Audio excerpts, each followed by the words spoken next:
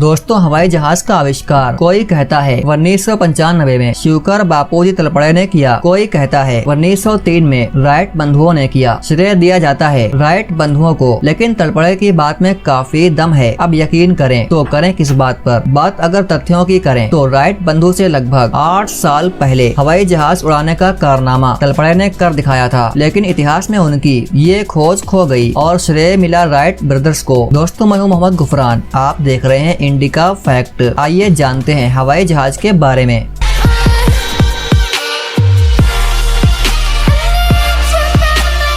दोस्तों हर दिन पूरी दुनिया में लगभग 2 लाख जहाज उड़ान भरते हैं। अभी तक केवल 5% जनसंख्या ही हवाई जहाज में बैठ पाई है। दोस्तों तकनीक की इस दुनिया में जहाज खुद को उड़ाने में सक्षम है। दोस्तों हवाई जहाज में काम करने वाले पायलट समेत सभी लोगों को अंग्रेजी आनी जरूरी है, क्योंकि यह फ्लाइट इंटरनेशनल लैंग्वेज है। दोस्तों हवाई जहाज उड़ाने वाले कैप्टन और फर्स्ट अफसर इस तरह का खाना नहीं खाते। ऐसा इसलिए यदि एक की तबीयत खराब हो जाए तो दूसरा प्लेन संभाल सके। दोस्तों जहाज में इमरजेंसी के समय जो ऑक्सीजन मास्क आपको दिए जाते हैं, उनके सहारे आप सिर्फ 15 मिनट जिंदा रह सकते हैं। दोस्तों हवाई जहाजों का खाना बहुतों को पसंद नहीं आता, क्योंकि ज्यादा ऊंचाई पर जाने के बाद हमारी जबान का टेस्ट चेंज हो जाता है। इसलिए हवाई जहाज में मिलने वाले खाने में नमक भी ज्यादा डाला जाता है। दोस्तों हवाई जहाज में मरकरी ले जाना सख्त मना है, क्योंकि जहाज एल्यूमिनियम का बना होता है और मरकरी एल्यूमिनियम को नष्ट कर देती है। दोस्तों आज तक की 80% हवाई जहाज दुर्घटना उड़ने के 3 मिनट के अंदर या लैंडिंग के समय आखिरी 8 मिनट के अंदर हुई है। सबसे बड़ी हवाई जहाज दुर्घटना 1977 में टेक ऑफ करते हुए हुई थी, जिसमें लगभग 500 लोगों की जान गई थी। दोस्तों सन 1986 में एक वोयागर नाम के जहाज ने पूरी दुनिया का चक्कर लगाया, वो भी बिना उतरे और बिना दोबारा फ्यूल भरवाए। दोस्तों हर 5 मिनट में से एक आदमी को उड़ने से डर लगता है, अवियोफोबिया कहते हैं। सन 1953 से पहले जहाज के कोने चौकोर होते थे, लेकिन एक दुर्घटना हुई तो इसका जिम्मेदार चौकोर खिड़कियों को माना गया। उसी दुर्घटना के बाद जहाज की खिड़कियों के किनारे गोल होने लगे, क्योंकि गोल किनारे हवा का ज्यादा विरोध नहीं करते, जिससे जहाज पर अनावश्यक दबाव नहीं पड़ता। दोस्तों जहाज में एक ब्लैक बॉक्स नाम की चीज होती है। इसका काम जहाज की दुर्घटना होने पर उसके बारे में जानकारी देना है। चाहे कितनी भी बड़ी दुर्घटना हो जाए, प्लेन के चिथड़े उड़ जाएं, लेकिन इस बात के बहुत ज्यादा चांस हैं कि ब्लैक बॉक्स आपको ऐसा का ऐसा मिलेगा। दरअसल ये ब्लैक बॉक्स खास तरह के स्टील का बना होता है। दोस्तों आपने देखा होगा कि ज्यादातर प्लेन सफेद रंग के होते हैं। ऐसा इसलिए क्योंकि सफेद रंग की वजह से प्लेन में आई हुई खराबी जैसे क्रैक्स, तेल का रिसना, ये सब आसानी से दिख जाते हैं। साथ ही सफेद रंग गर्मी को रिफ्लेक्ट भी करता है, इसलिए 30,000 फीट की ऊंचाई पर भी प्लेन ठंडा रहता है। दोस्तों हवाई जहाजों को इस तरह से डिजाइन किया जाता है कि इन पर आसमानी बिजली का